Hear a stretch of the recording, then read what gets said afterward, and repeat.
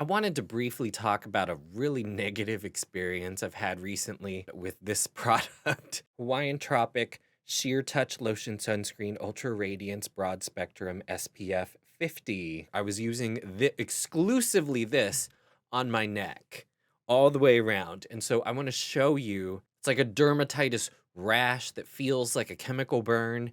And some parts are like these little bumps that sort of look like pimples or shingles. Some are these streaks of red hyperpigmentation. Some of these bumps go below the collar line because I liked to compensate for collar line movement. And so I would apply like a few inches below the collar line.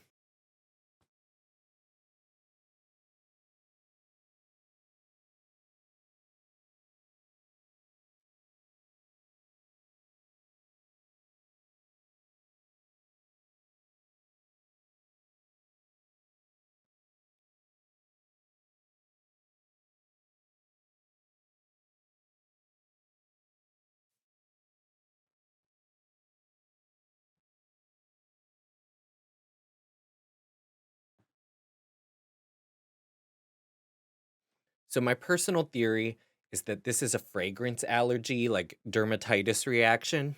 I have a few reasons why I think that's the case. One is I highly doubt that it is an allergy to any of the chemical sunscreen actives in here or the organic sunscreen actives in here because the Shiseido that I still apply to my face every day has the same sunscreen filters in it. Also, the Banana Boat Light as Air that I apply to my hands and up my forearms every day has the same sunscreen filter actives. And my hands are rash-free face, no irritation or rash at all. So that helped me rule out that something in this specifically, other than the actual sunscreen filters, is the issue. Because again, this is the only product that I have used on my neck for sunscreen protection. And I don't believe that anything in my PM skincare would contribute to what has been going on. Like nothing has deviated there in terms of product usage or product application style. So back to the Hawaiian Tropic. So there are a lot of inactive ingredients in here that I know I tolerate well. But there are some where I had to ask, like, huh, I really, I have no idea, like, if I've been exposed to that before for long periods of time. My first one that I was looking out for was phenoxyethanol, which I did a little bit of Googling and found out it's a preservative ingredient. It's pretty high up on the inactive ingredients list, especially compared to what you might see if parabens were in use. Parabens are usually very low on the inactive ingredients list. So this is the inactive ingredients list. Look, it's right there. Granted, you don't get the full picture from an inactive ingredients list because obviously they don't tell you the exact percentages. But relative to all this other shit in here, the fact that phenoxyethanol is on top, like literally right after glycerin and ahead of all of these other inactive ingredients tells you that's a pretty high concentration as far as like a preservative stabilizer. So I was thinking like, oh, maybe that's what it could be. Maybe I'm allergic to phenoxyethanol. The issue with that theory, look where phenoxyethanol is on the Banana Boat Light as Air, which I have used religiously on my hands for several weeks now with no issues at all on any of my hand or arm skin.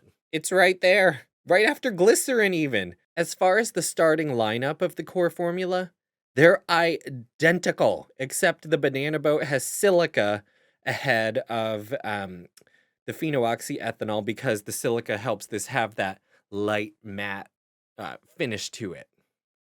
But phenoxyethanol, essentially in the same placement, likely in a similar or comparable concentration usage in this light as air that I have tolerated extremely well during the same overlapping usage periods.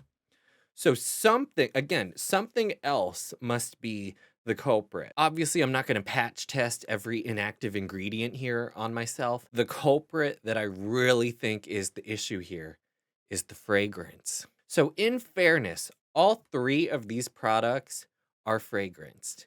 But the Shiseido, the fragrance, much lower on the inactive ingredients list. Granted, that doesn't tell you anything about concentration, like I've said, but just on a sensory level, it is much lighter than the Hawaiian Tropic Sheer Touch. That doesn't say much. That's only qualitative, not quantitative. But again, I have not had any rashes, burns, or irritations on my face at all with this. Same thing, the banana boat light as air, no issues on my hands and arms. Also fragranced, but let's compare the ingredients list on these two again. On the Hawaiian Tropic, fragrance, right there. Fourth line down. On the banana boat, fragrance, right there. Essentially on the second to last line, because I don't count that as a whole line. And on the sensory level, this again, much lighter, much less intense. This one just has a light waft of almost like bubble gum or cotton candy or something that quickly dissipates, or like a gummy. Hawaiian Tropic, on the other hand, has you smelling like a coconut mixed drink, and it lasts for like hours.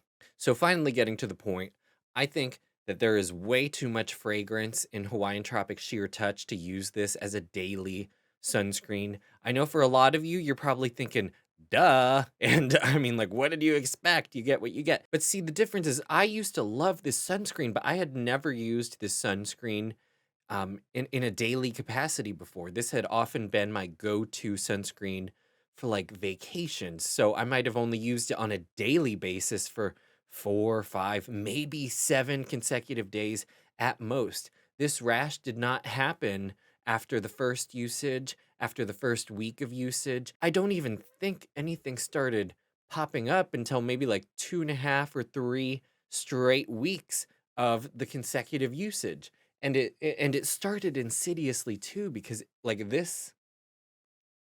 that patch of bumps started out as just 1 or 2 red bumps. So I thought they were pimples, and I thought the issue was, oh, I'm just not washing it off well enough. So at the end of the day, like, let me, oil cleanse my neck too, because I was only oil cleansing my face, but I was just using like a creamier body wash on my neck. And so I thought, okay, I'm just not washing it off enough. So I just need to oil cleanse, and then use a normal cleanser or body wash to get the remnants out. But no, it just kept progressing and progressing until it got to this point. And as soon as this turned into a cluster, that's when I was like, okay, obviously something is amiss. And so I need to stop using this ASAP. When I stopped using it, the rash still kept slowly coming in for several days. But then it finally peaked. So now after the peak, I'm at the point where it has started to diminish because I'm not using any products on my neck at all, AM or PM. The only thing I'm doing is just washing in the shower. I also want to clarify, this sunscreen is not expired and has never been exposed to high heat or direct sunlight. As fun and nostalgic as the scent of something like Hawaiian Tropic is, it's just not worth it because this has been quite painful. It also sucks because Hawaiian Tropic is a really great budget friendly option. If you have tolerated it in the past, but only in like a limited exposure scenario, just keep it, but only use it in that same limited exposure style. I would not recommend putting it on children because children can have very sensitive skin. For me, I personally am going to throw this bottle out because I had gotten it down to about here. So I feel like there's no point in donating it. And even though I don't want to fearmonger, I don't want to donate something to someone, or give this to someone and be like, oh, like, even if I don't say it in the back of my head, no, I'm giving this to you because this gave me a chemical burn all around my throat. That just wouldn't sit right in my spirit. So for me, it's got to go. I don't want this to be a witch hunt against that specific product, though. The point of this is more to be wary of fragrance in leave-on products and to let you know that you might have a fragrance allergy. It might the difference might just be, like, you haven't crossed over the threshold because maybe you haven't used a product in a daily capacity long enough to finally erupt. So just be cautious of that. As far as what I'm gonna do in the future, I'm gonna give my neck and throat, especially this side, the time that it needs to heal and not be in such a sensitive state. And then I am gonna eventually um use sunscreen on my neck again, but I'm gonna have to find a formula that is fragrance free, at least to try, and something that, like, I can at least see in reviews people with sensitive skin have said works for them. The one that I'm looking at is the La Roche-Posay Melt-In Milk SPF Broad Spectrum SPF 60. Ugh, it is so much more expensive than the Hawaiian Tropics, but if it were just gonna be the sunscreen that I use for my throat and maybe even ears, like, maybe I would just have the Shiseido just for my face and then use the La Roche-Posay for ears as well as throat and neck and back of neck. That if that worked, then, maybe that would just I could call that a win, but still, I just, really wish that there were more budget-friendly, sensitive skin, fragrance-free options out there that were non-mineral. Because mineral gives me legitimate, like, almost cystic, acne type breakouts. I do not tolerate mineral well, so that's why all my products are organic or chemical sunscreen filters. But again, enough of my PSA. Just, be on the lookout, take care of yourself. You do not want to end up with this. It has been very, very irritating and very painful. But yeah, wishing you luck and good health, and I'll see you in the next one. Bye.